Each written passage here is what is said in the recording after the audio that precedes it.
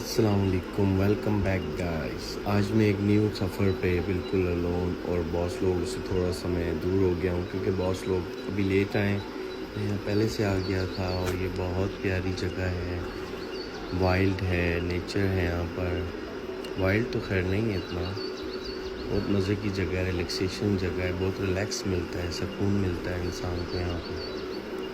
तो यहाँ पे जो आवाज़ें, जो बर्ड साउंड्स है वो बहुत अच्छा लग रहा है। अभी मैंने यहाँ पे एक बहुत प्यारी सी कोयल देखी, वो उड़ गई मुझे देख के। आई थिंक लगता है बॉस आस पास हैं क्योंकि ये डर और खौफ आ गया है, इसलिए मुझे लग रहा है कि बॉस आस पास ही है। मुझे बॉस को ढूंढना होगा कि बॉस कहाँ पे है।